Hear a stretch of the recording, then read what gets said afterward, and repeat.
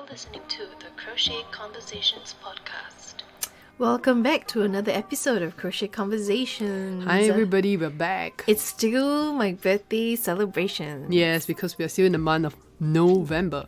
So even just last night, we were just having like some drinks with friends at Yeah. our place. So it's still a full month. The party is still going on strong. The birthday vibes is still On, yeah, still happening. shimmering.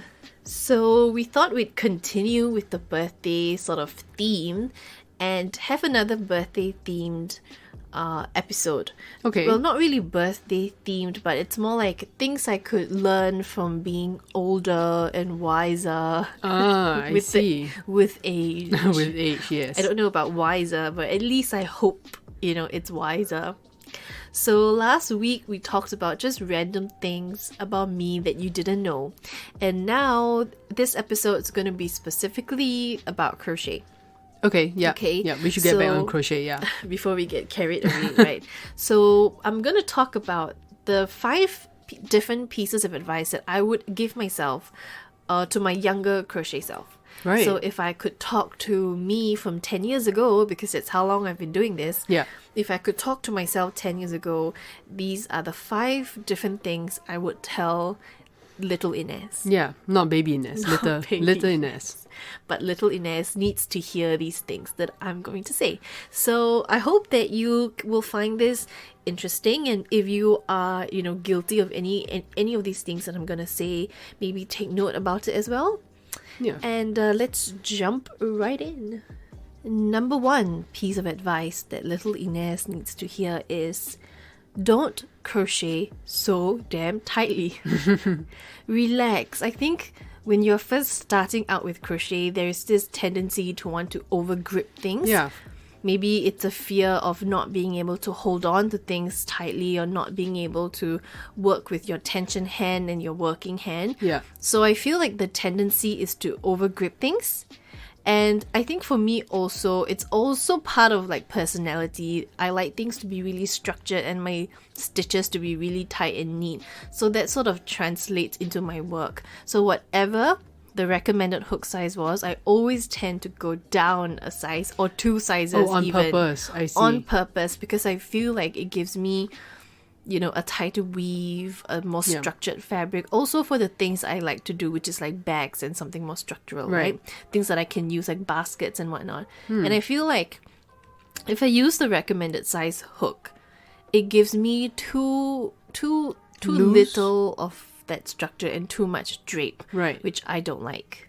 And then the downside of this is that now that I've gotten better with my work and I am more confident to move on to bigger things like clothing, now I can't drop the habit of I see what you using mean. like a recommended size hook, or crocheting looser, or using a bigger Because- size hook. It has become more like a habit. It's become a habit, and I find that I spend more time trying to figure out my swatch, before I begin the project. And actually, the solution to the problem is very simple. It's just if I use a bigger size hook. Okay. Do you have to actively tell yourself to crochet not so tight? Like Yes. mentally tell yourself? Yes, I do. I actively have to remind myself to do it, which is very tiring. So the way to combat that is just if I use a larger hook size, no matter how tight I crochet, it can only, if I use like a 4.5 mm crochet hook, Yeah. right, the smallest that it can go is a 4.5. Okay, I see I can what- I always see what you're crochet saying, yeah. larger. I can't crochet smaller than the size hook itself. Okay. So it's just that I don't like the way a larger size hook feels. Like a 4.5 millimeter hook feels really clumsy in my Yeah. hand. It feels really chunky, and I don't like that feeling. It's not what I'm used to. Yeah. But it does give me an awesome drape when it comes to clothing. And if I want to make like scarves or a top or a dress, it just gives me a nicer drape.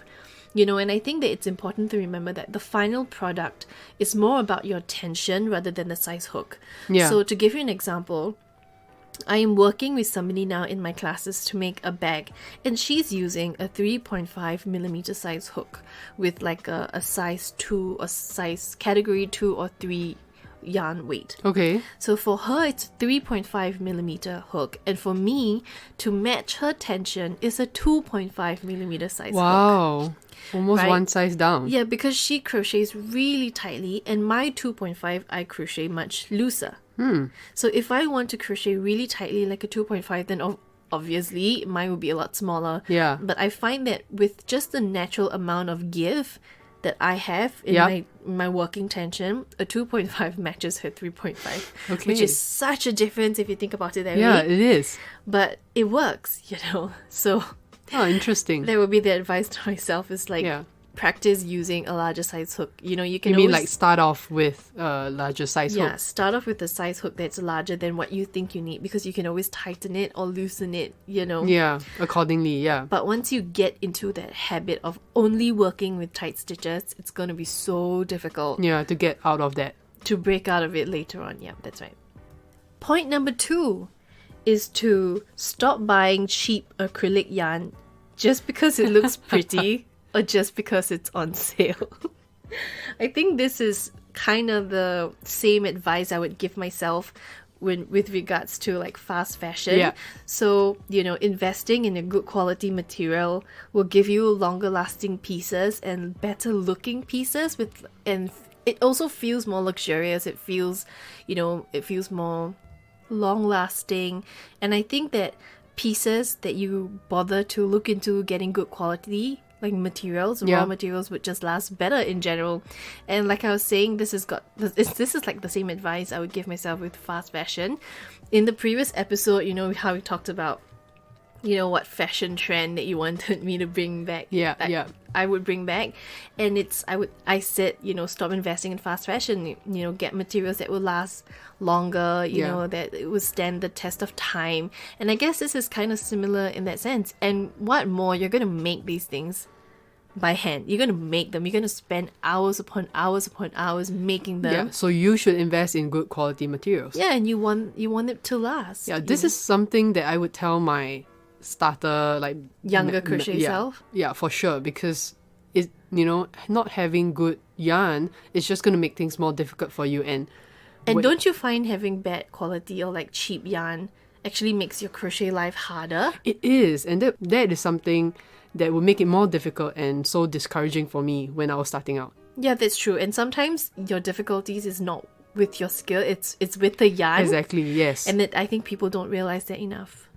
So in relation to this, this point, I would say specifically, if I had to go back and re-choose all the yarn that I was going to buy, I would not buy acrylic and only invest in either cotton, 100% cotton, even maybe milk cotton, or like a cotton acrylic blend, Right. or specialty yarn. Yeah, Because I think those create really beautiful and interesting textures. But just say no to acrylic.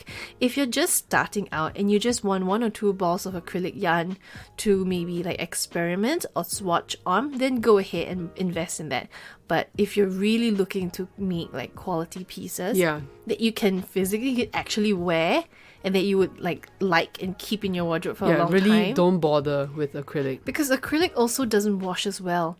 But because it's so cheap and it's always on sale and they've got really beautiful variegated patterns, it's so easy to get carried away. Yeah, enticing, right? It's so enticing, but just don't bother with it. If you are in a colder climate, then just get wool.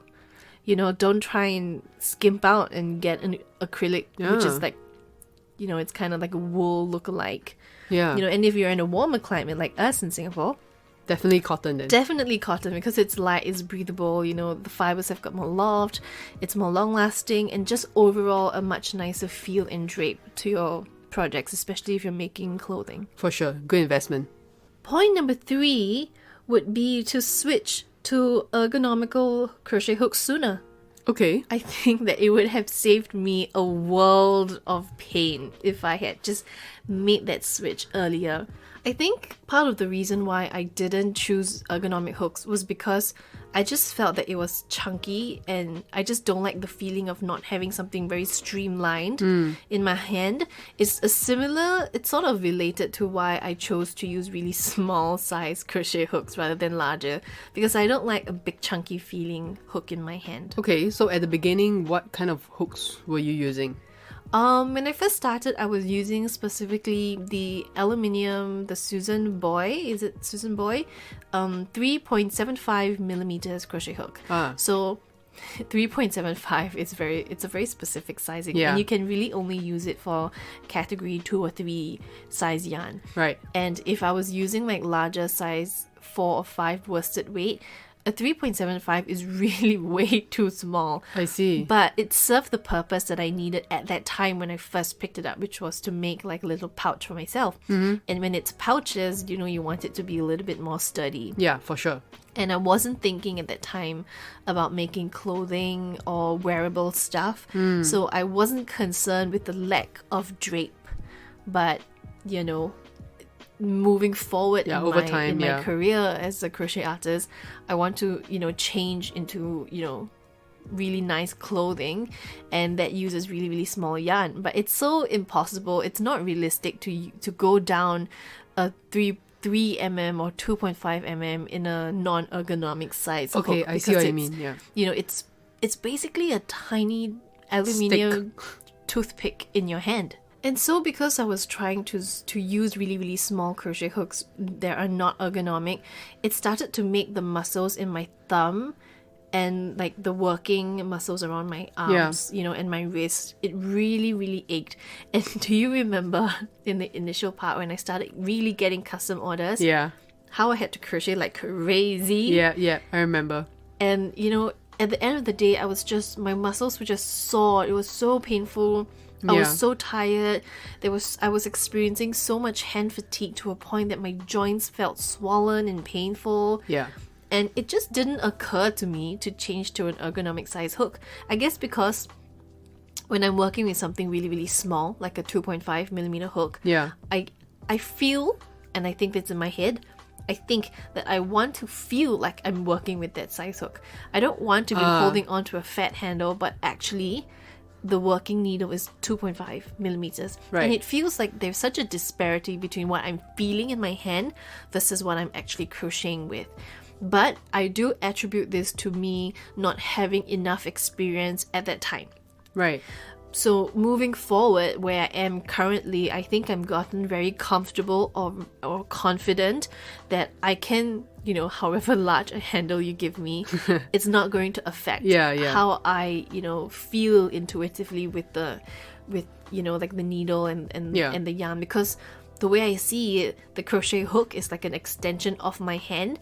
So when I have like a disproportionate size handle versus hook, I just find exactly. I found that it was very weird for me. So yeah, that would be my advice, to switch to ergonomic crochet hooks a lot sooner. Now, point number 4, I think it's advice that I want to share not just with my younger self, but with all of you, because I think this is a very important point and I had to learn it the hard way. Okay. As with almost everything I do in crochet, right? Yeah. So point number 4 is, please do not sew in your ends until you are finished with your entire project. And Okay. let me tell you why, and let me go into detail with it. It's very easy to be tempted, especially if you're making a very large piece. Let's just say, for sake of conversation, that we're making a blanket. Okay. Okay, a larger size blanket. And with a larger size blanket, you're going to need about 6 to 7, different balls of yarn. Yes. In total. If you are not changing colors. If you are changing colors, it's going to be more. And it's going to be more tails Yeah. you have to sew in. Yeah. And I think the temptation is to, after you finish one section, to sew in the ends there so that you cover all your bases before you move on. I know I have that temptation all the time. Right? Before you move on, you want to finish it. Because it's just like all over the place, like sticking outy and like tentacles. yeah. And I feel like it obstructs me, or it's like kind of like For moving on, yeah, right, in a with way, your project. right? Yeah, but let me tell you, please, this is a public service announcement. Please resist the urge to sew in your ends until the very end. And this is why you are not always going to like the finished product. Sometimes it takes a much larger swatch for you to figure out that you don't like it. Or it could be midway in your project and then you realize, shit, I did something wrong here. Okay. You know, there was an extra something that I didn't realize, and it's going to affect your stitch count, you know, much later on, depending on your pattern, especially if you're working on a much larger pattern. Okay, I And see what you're saying. I'm saying this in relation, to a blanket, but really it's like if you're making clothes or something more complex that requires, paneling and like mosaics, and, especially if you're working with tapestry, in a more complex form of crochet. Because if you decide that you want to frog it at the very end, if your ends are not all sewn in, you are still able to salvage that piece of yarn and rewind it back into a ball at a much later stage trying if you to want. unpick what I've sewn in is just almost impossible. Yes, exactly. And I so see what you just mean. want to leave the tails, let it be, let it just, hang loose for a moment. Finish your whole piece. Once you're happy with the way the piece is, then you need to sort of give yourself that moment, that day or two, to slowly, pour yourself a glass of wine, sit down with some snacks, put on some good music, invite some friends over, put yourself in the headspace. Yeah, watch a show or whatever you need to do to get yourself in that correct headspace, and just sew in your ends. Okay. The hardest part is starting, because once you've started, that first few ends, the rest just go really, really quickly. Yeah, that's true.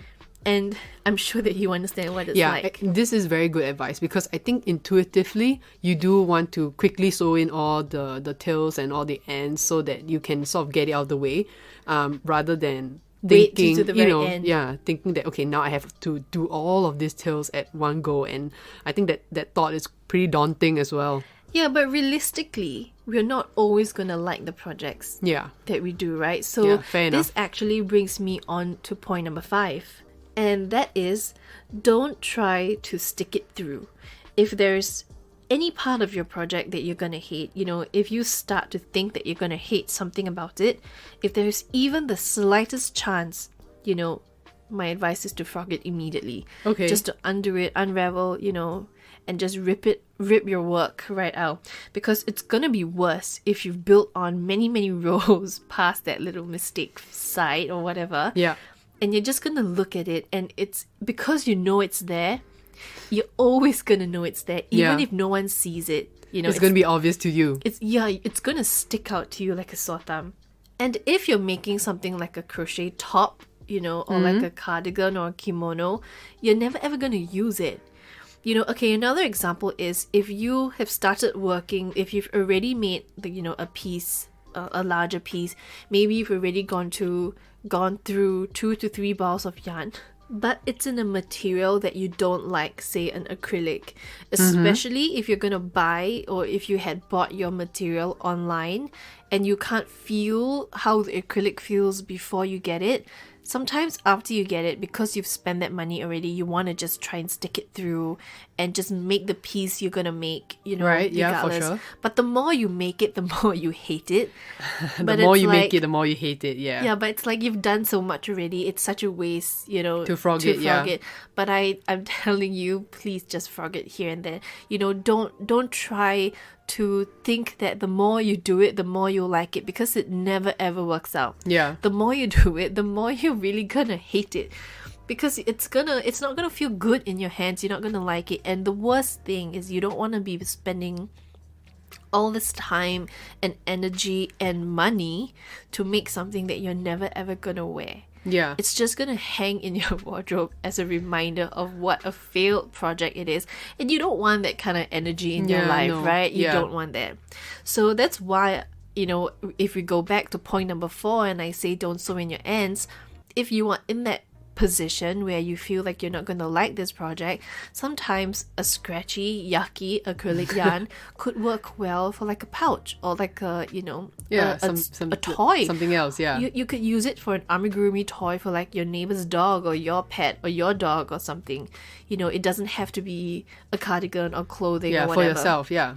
And if you sew in your ends, how in the world are you gonna undo that? Yeah, it's really virtually impossible. Exactly. So my advice would really be to not sew in your ends until the work is done. It's it's kind of counterintuitive. Yeah, it is. Like You I f- said, yeah. Yeah, you feel like you want to do it, but Or it makes it seem like it would make your crochet journey easier if I do it. You know what I mean? Exactly. So my personal experience is that I had bought this really nice variegated cotton yarn and I wanted to make something with it.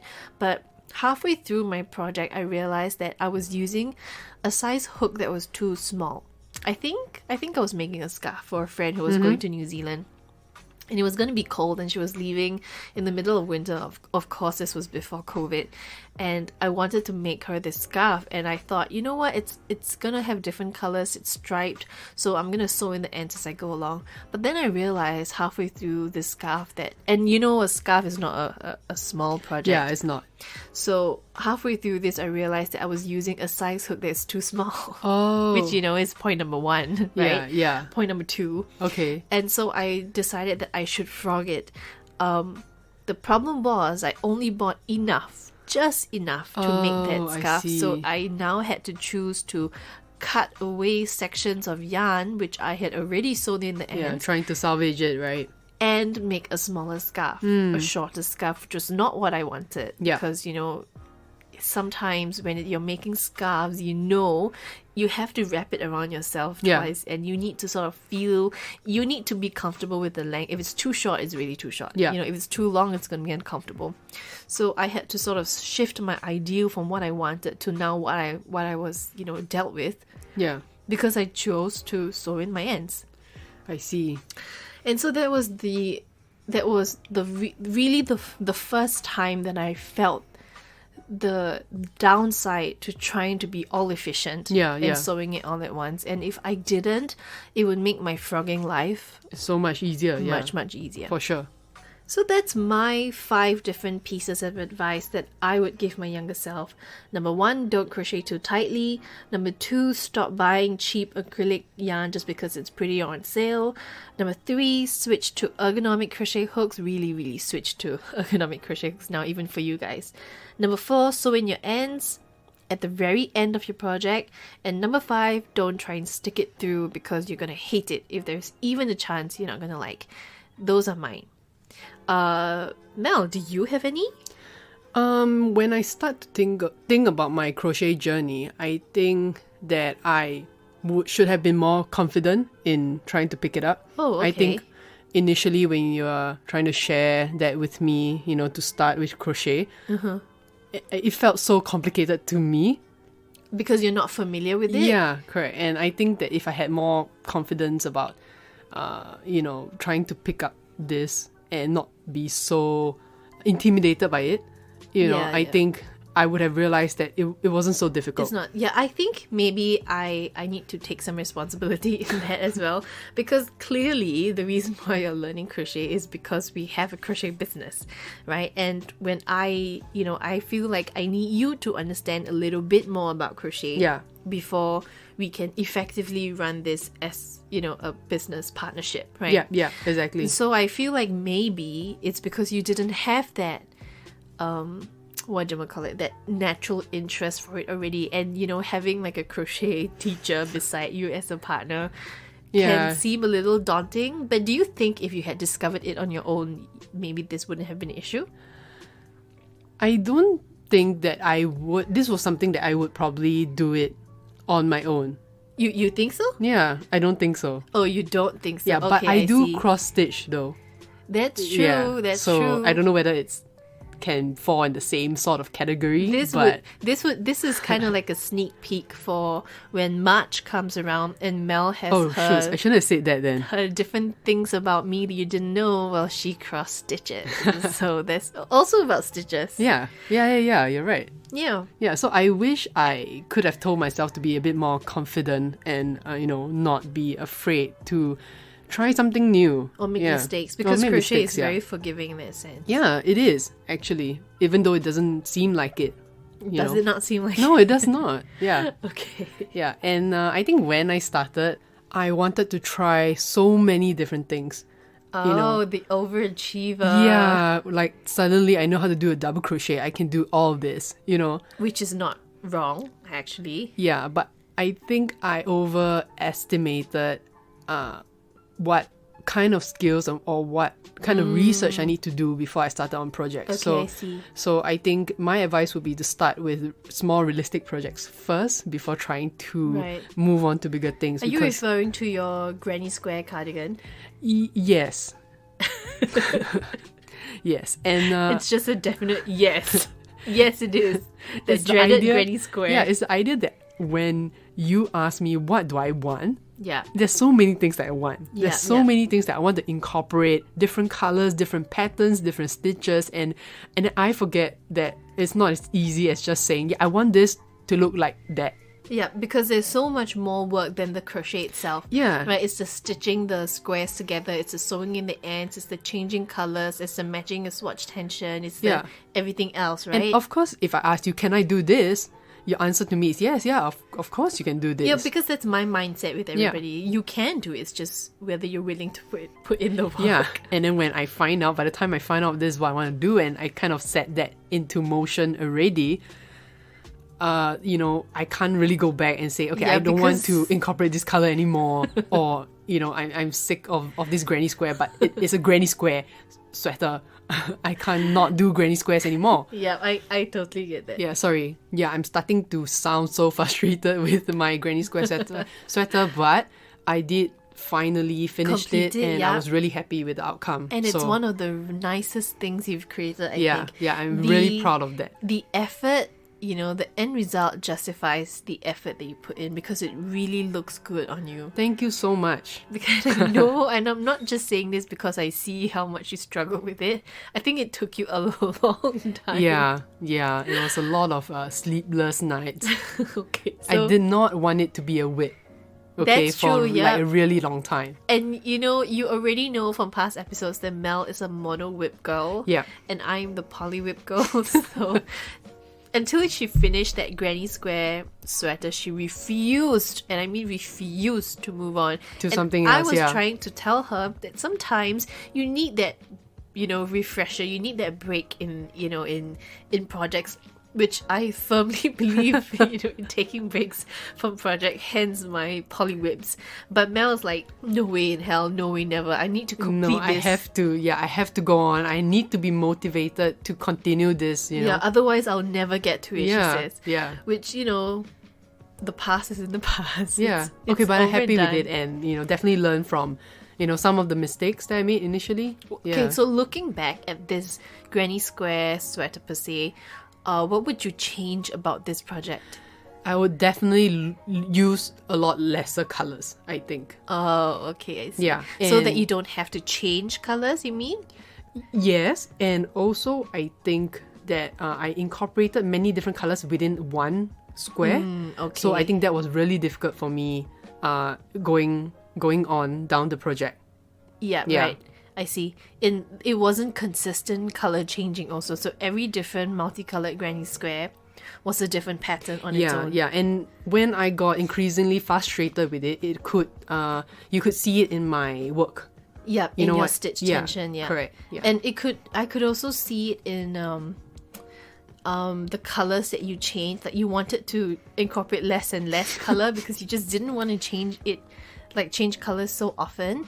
Yeah. And also because all the ends you had to sew in. Yeah, the ends was quite bad for me. It was like 10 or was it 10? I think it was 10 different ends for one square. Multicolored. Yeah, multicolored. Yeah. And my last advice to myself would be to really write down notes and be more the documentation. What do I always say? I know, but I think initially I got really lazy with writing it down properly. It's not that I didn't write it down. That I haven't figured out a way to write it in a way that I understood. Right, like to write it in your own language. Yeah, so that by the time I go back and refer to it again, you understand what you're reading.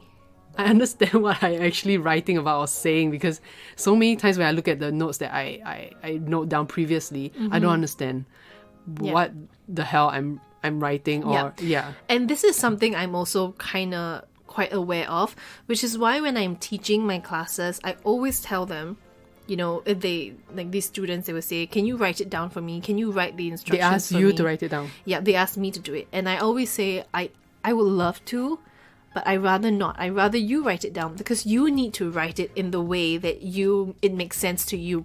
Yeah. You know, if I'm gonna say it to you when you go home and I'm not there to say it to you in my voice, in my, style, you probably won't understand. Exactly, and you need to do it in the way that makes sense to you. So if you need to tell yourself, yarn over, pull up, yarn over, pull through two, or go into this stitch or go into this hole, if that's the language you want to use for yourself, then that needs to be written down. It needs to be translated into your own notebook. Yeah, exactly. In the way you understand. And if you need to write notes, if you need to, change the color of your pen, or sticky note this or sticky note that, then you should do it in the way that makes sense to you, because this is an individualized project. Yeah, exactly. I needed more time to practice and really do it properly, because I think initially I was just scribbling down. Yeah, I think initially notes. You were writing down what I was saying verbatim. Yes, yeah. Whatever I said, you literally just took it and pasted it on the paper. Yeah, so many times I had to go back to you and say, what is this pattern again? Yeah, I don't remember. I think that you got to this point a lot faster than most people do, though. Also because I'm less patient when it comes to teaching you. Mm-hmm. And I keep saying, I've already told this to you. Why do you keep asking? I've said it to you so many times, Yeah. You've heard me teach this so many times. Yeah. So I think you were kind of forced out of necessity to pick it up. Fine, I'll figure it out myself. But then again, that's the best way to learn, Yeah, right? that's true. Yeah. And I think that you've done, as I was saying, that you got to this point a lot faster, because I know, I can say this now because now I'm good at it. But when I first started, I did not start documenting things until maybe my second year into crochet. Oh, you too? As in you I didn't didn't. practice So that? I was not in the habit to do it, and I didn't even feel like I needed to do it. Right. I just thought, if I need to do something, I'll just go back to YouTube, find out, whatever it is. Yeah. And do it. But at that time, 10 years ago, YouTube was not so consistent as it is now. That's true. It didn't work off algorithms or, whatever else, currently. Yeah. So a lot of these people would take down videos and re-upload them.